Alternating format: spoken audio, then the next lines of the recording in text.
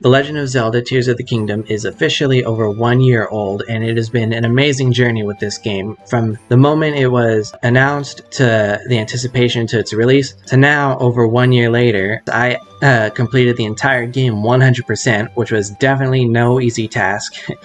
Far more difficult than Breath of the Wild. Will I ever do it again?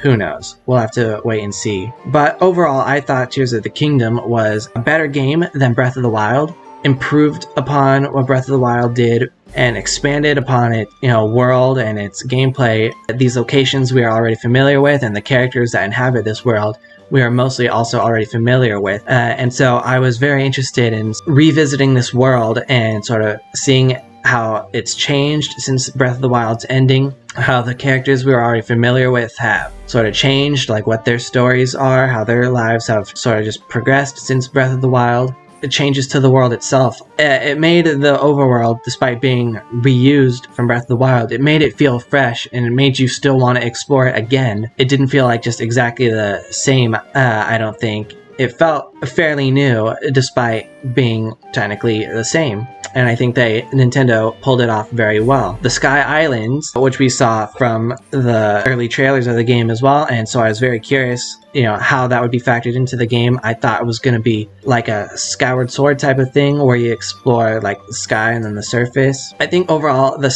whole concept of the Sky Islands, I also believe was executed well. I think, especially like the opening Great Sky Island, I think I want to say it's like a more intriguing opening area than the Great Plateau was, because it's totally like detached from the Kingdom of Hyrule itself. So you suddenly find yourself like way up above the sky and above the clouds, and you're in this completely new place. I think it was done very well. And the other Sky Islands, I think they were fairly decent to explore. There was definitely a lot of fun shrine quests involved with the Sky Islands. I think they were done mostly pretty well.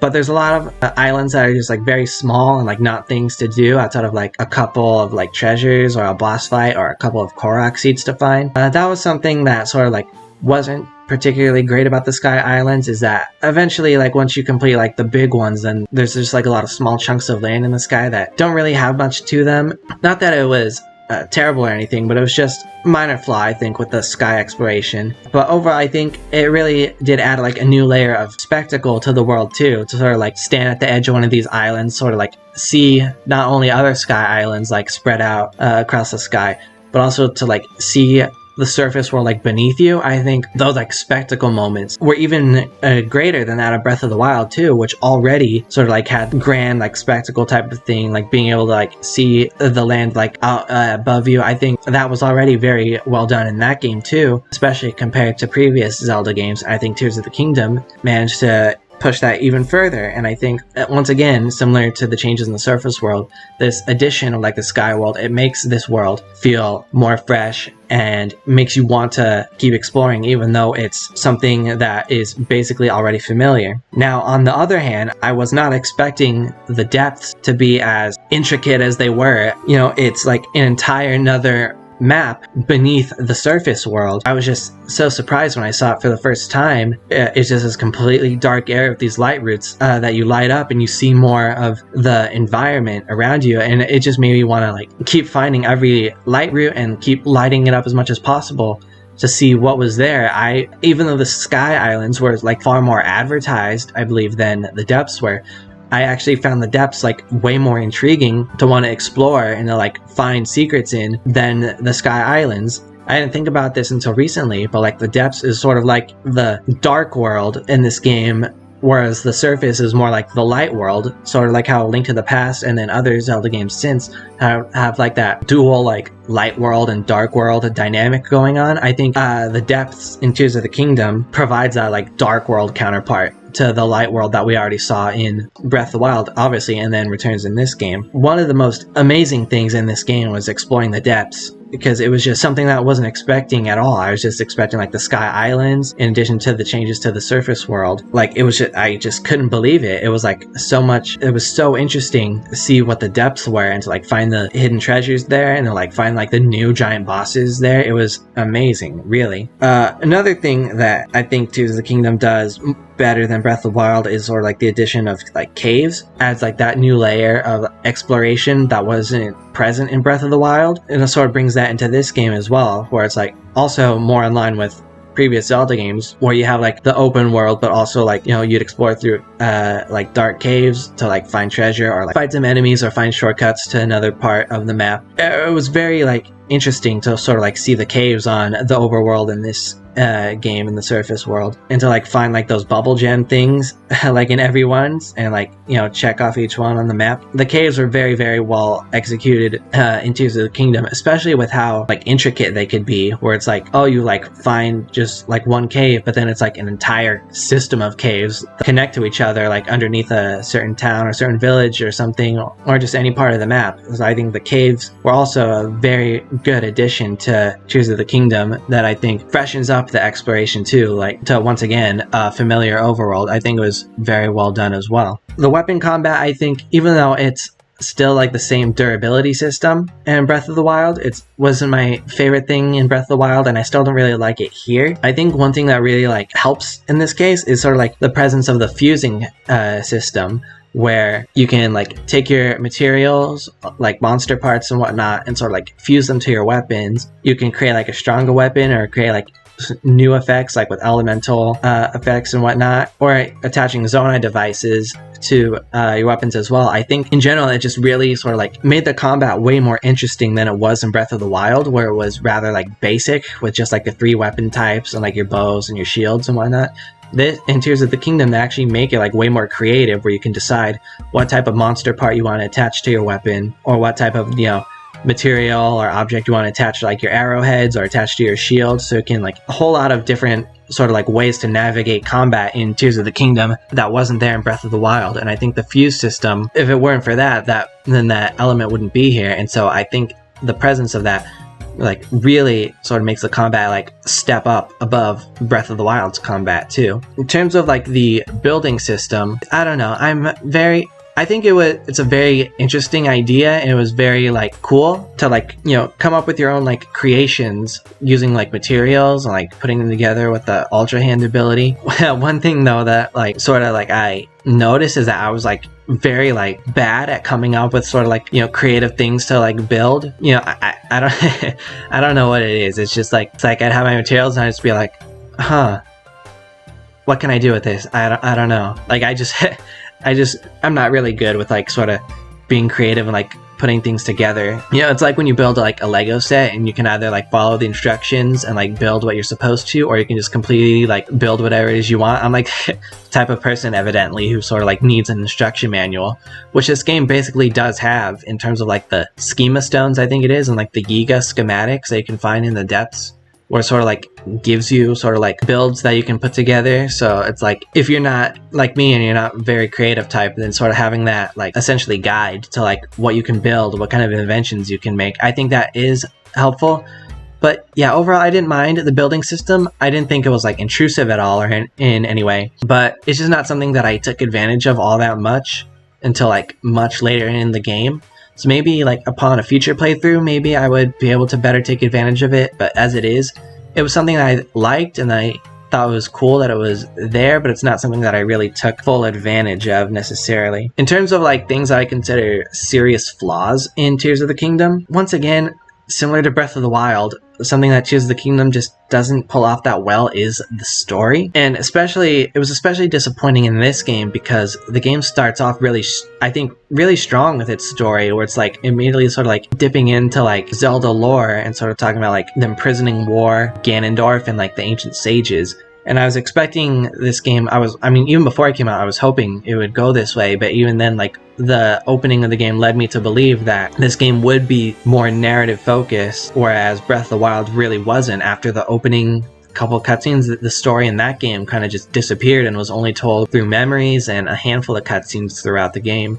And unfortunately, Tears of the Kingdom kind of keeps that same flaw here, whereas like once you complete that opening area, once again, like after Zelda disappears, it's like her entire story and like her interactions with like the ancient version of Hyrule and like King Rauru and Queen Sonia and Ganondorf even.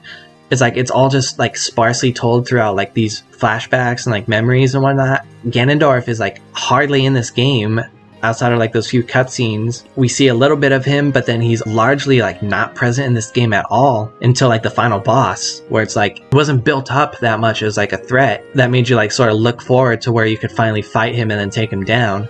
It just wasn't there, similar to Calamity Ganon in the last game. Ganondorf was kind of just almost a non-entity. He was just very underused, and I didn't like that very much. I was hoping that Ganondorf would have a much more prominent role, especially since I believe this is the first time in a new Zelda game where Ganondorf has been the main/final antagonist since Twilight Princess in 2006, which is crazy to think about, but it's like after all of that, and like his role here is very, very limited, and I just didn't think that it was done very well. And even outside of that too, there's just really the world building, like I noted, I think I wanted to like see like the story, like how the characters changed from Breath of the Wild, but there really just isn't that much in terms of like character moments or cutscenes, I think, that sort of like make you sort of like be more attached to the characters. Like especially like the sages, or not the sages, excuse me, like the champion descendants from Breath of the Wild that you assisted in that game. Like obviously they make a return here as like the new sages, but they just don't really get a lot of screen time either. Like once you complete their quests, then they're kind of just not really there, and I thought that was disappointing. Like for me, in my case, I really like Riju in Gerudo Town. She's my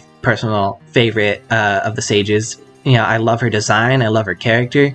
I really wanted more character moments or cutscenes or something with all the sages, but also like especially with Riju and like the Gerudo, because the Gerudo in general are sort of like one of my favorite like races or tribes or whatever in Legend of Zelda. And unfortunately, that element where that character driven sort of like dynamic just really isn't here in Tears of the Kingdom. It's lacking, I think. I was hoping that it would be an improvement over Breath of the Wild, but unfortunately I feel like the narrative element of Tears of the Kingdom, just overall is very underdeveloped, and I think it needed more. Moving on to the dungeons, again, similar to Breath of the Wild, I think they're better, but still not great for Zelda standards. The Divine Beasts in Breath of the Wild were widely criticized for being like overly simplistic, turning on 5 terminals and then that was it, and then fighting a boss. Tears of the Kingdom, I thought the dungeons would like be moving in sort of like the right direction, back towards like a more traditional Zelda dungeon layout. But unfortunately, they still have that problem of like being overly simplistic. You're just activating like a number of switches and then you just fight a boss, and then that's it, it's over. I think the best one is the Lightning Temple. It was like the closest approximation of a traditional Zelda dungeon, where it was like this dark sort of like enclosed building, like navigating like tight corridors and like solving puzzles. I think the Lightning Temple was the best attempt in this game as sort of like a traditional Zelda dungeon, but it still felt somewhat short, and like all the others unfortunately fell short in that aspect too. It just didn't like have that feeling of a traditional Zelda dungeon where it's like you're in this dark labyrinth solving a lot of puzzles and looking for your treasure chests and then fighting a boss that should take about an hour, I think. And then you step back into that open world and it feels like you haven't been outside in a long time. Like, if you're sitting in a dark room for a long time and then you step outside and like the sun sort of like blinds you for a second, that's sort of like the feeling that traditional Zelda dungeons should give you, where it's like you feel you're in this dark place for so long that once you step back onto the open world, it's sort of like it takes a little bit of adjustment. But Tears of the Kingdom just, again, doesn't really have that. It just kind of feels like the dungeons are like short distractions. Once you're just over with it, then like, it's okay, time to move on to something else. That was disappointing. I think it just didn't really help, or it was an improvement over Breath of the Wild, unfortunately. Now, moving on, I think one of the biggest things that sort of like, not just with Tears of the Kingdom, this was also in Breath of the Wild, I think just with this overall design in general, was like the replayability aspect of it. Breath of the Wild already had an incredibly large open world, and Tears of the Kingdom makes it even larger with the addition of the Sky Islands and the depths. It's like effectively 3 maps instead of just 1. And so as a result, I mean, I guess it's different if you're a casual player versus like someone like me, where we're like completionist types, where we want to complete every single quest possible. Tears of the Kingdom is an extremely time consuming to like fully complete, where I think that if you're like a completionist type, like once you like play through this whole game, like you're not going to want to start new save files very often, whereas like something like A Link to the Past or Ocarina of Time or Majora's Mask, etc., like those games I can easily go back and be like, yeah, I want to play through this again. I want to like start a new file and explore it all over again. Whereas Tears of the Kingdom and Breath of the Wild, but especially with this game, I'm sort of like, Yeah, probably not, maybe at some point in the future, but not anytime soon. I understand why Nintendo felt the need to go with the super vast open world type of design, especially after criticisms of Skyward Sword, where it seemed like that the series was moving a too linear direction. There wasn't enough just raw exploration. So I felt like Nintendo sort of wanted to make a point of saying we know that we still can do vast open world, and so they went with this huge overworld in Breath of the Wild and made it even bigger in Tears of the Kingdom. And even though I like it, I like what's there. I think it's very fun to explore this game, this world, to see everything it has to offer. It's just not something that you're going to want to replay from the beginning very much, I don't think. Again, maybe if you're more of a casual player where you don't really care about 100%, then maybe you're more likely to start new files and play through the game again. But if you're a completionist type, then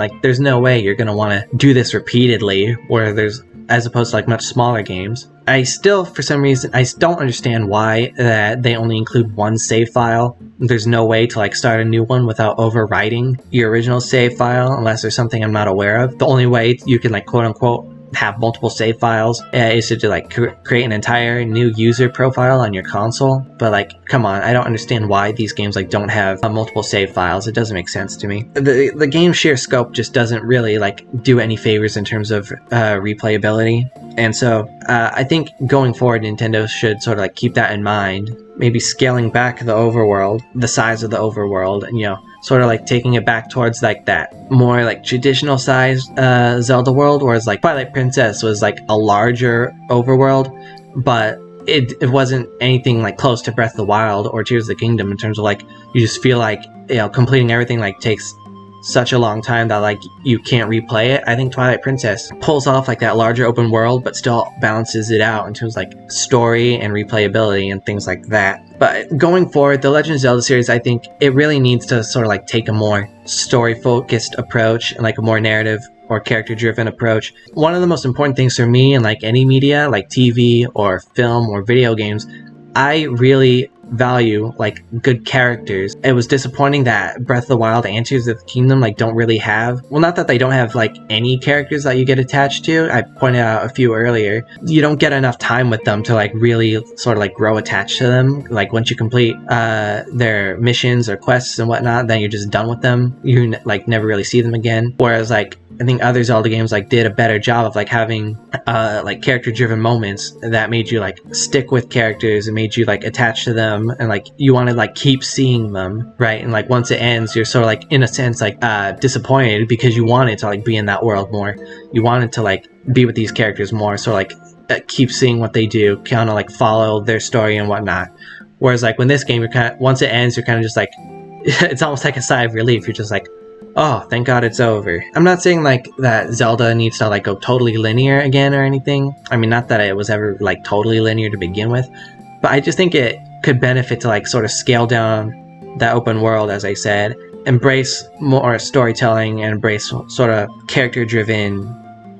more character-driven experience. If that means sort of some more linearity and not as much pure freedom of exploration as Tears of the Kingdom, then I think it's a fine sacrifice, because it's best if there's a balance between linearity and open world linear gameplay and open world gameplay. It doesn't have to be one extreme versus the other. I think there's a good balance that can be struck that provides sort of the best of both worlds. I enjoy Tears of the Kingdom immensely. I think it's a phenomenal game. It definitely had big improvements from Breath of the Wild and also had some flaws, but I think overall it was a very excellent game. I very much loved it, but I don't think this is sort of the style that the Zelda series going forward should really follow.